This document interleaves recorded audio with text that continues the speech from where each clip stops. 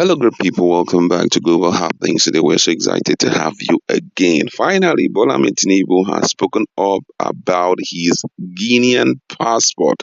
Don't forget, that was one of the issues that was brought to fore during the presidential election petition court. And through his legal team, he has decided to speak up about it. Most of his supporters said it was a diplomatic passport. Some said it was a forged stuff. A lot of statement. But don't forget that during the period of filling that form, presidential form, one of the requirement or one of the question asked was if you have voluntarily taken any citizenship of another country, and you get to hear exactly what his response are. And I must say that is if the judges will do the right thing, I think Nigeria should be looking forward to something very interesting at the end of the day.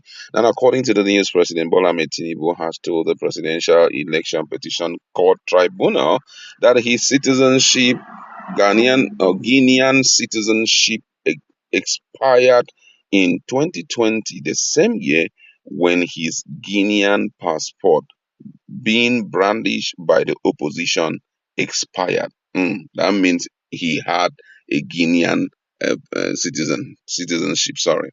Tinubu made the claim through his lead counsel, Wale Olanipekun, senior advocate of Nigeria, while asking the tribunal to throw out a petition by the Labour Party seeking his removal from office. According to Tinubu's counsel, the president's Guinean passport tendered before the court by the Labour Party's PW27 expired in 2020, adding that the opposition party's claim on Tinubu's dual citizenship is aimed at embarrassing the president. Part of Tinubu's claim through his lawyer Reed Doss, he said, lastly, the PW27 tendered exhibit PBF4 Guinean passport, which he, as usual, he claimed to have downloaded from the internet, purportedly representing the data pages of the respondent Guinean passport, which experts here shows that the passport expired in 2020. It is all a guesswork aimed at embarrassing the, the respondent, which is Bola Ahmed Tinubu. Don't forget that it has been reported on Sunday that Tinubu won the presidential election tribunal not to annul the 2023 election on the grounds that obtaining 25% of the vote in the Federal Capital Territory (FCT) Abuja was a constitutional requirement for being elected as the country's president. The Independent National Electoral Commission had declared Tinubu as the winner of the February 25th presidential election with 8,794,726 votes, while Atiku Abubakar of the People Democratic Party and Peter Obi of the Labour Party came second and third, respectively. Atiku and Obi's, alongside their party, subsequently challenged the outcome of the presidential election by filing petition to the Presidential Election Petition Tribunal in Abuja. One of their arguments in that tribunal was that Tinubu failed to secure 25% of the valid votes cast in the Federal Capital Territory as stipulated by the Nigerian Constitution. Tinubu only secured 19% of the valid votes cast in FCT.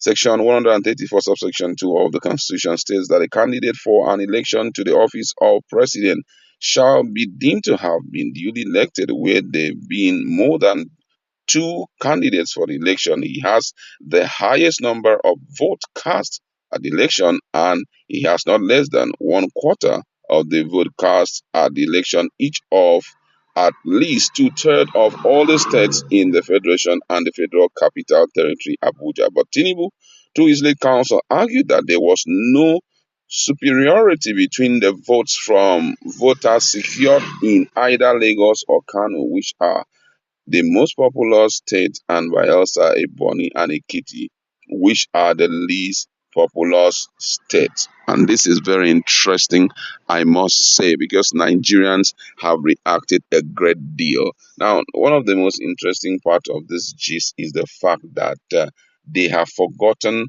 what was expected of anyone who is going in as the president of Nigeria. What were the expectations and all of that?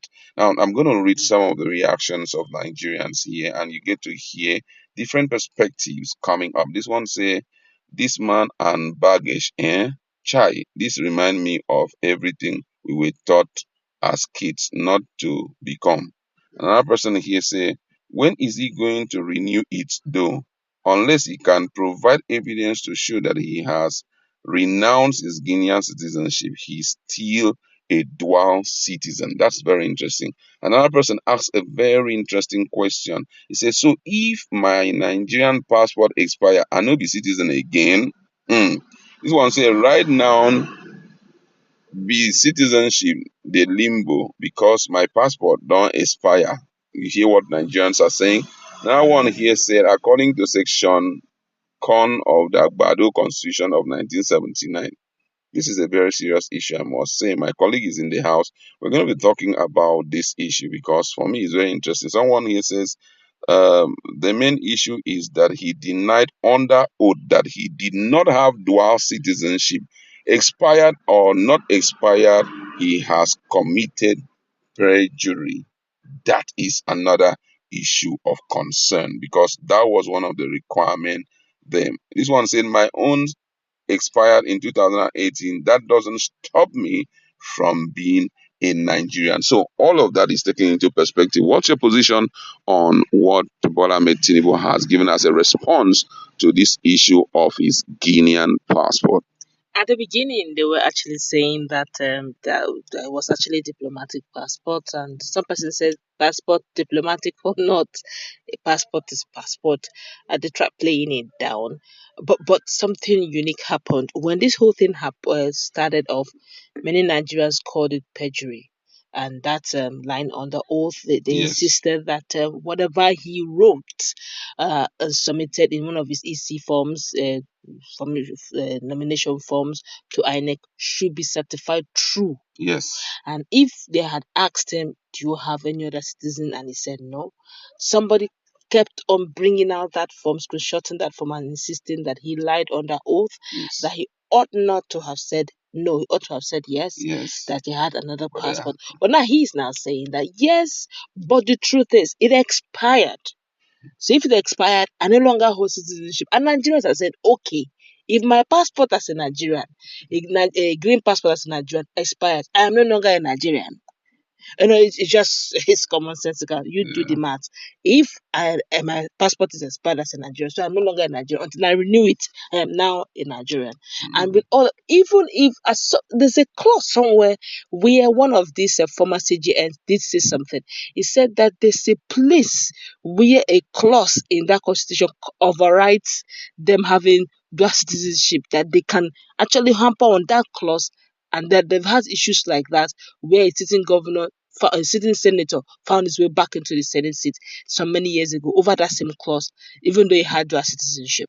Okay, and the said issue of time came into play as well, and all that. He said, but the fact that he said no is what they are calling perjury on. yeah, okay, all right. So which means that when Peter Obi and People Democratic Party representative, that legal team, will be responding. That may be a focal point, talking about the issue of lying under oath, which for most people they say is not true, did not lie. Some say he lied, and all of that. Quite interesting.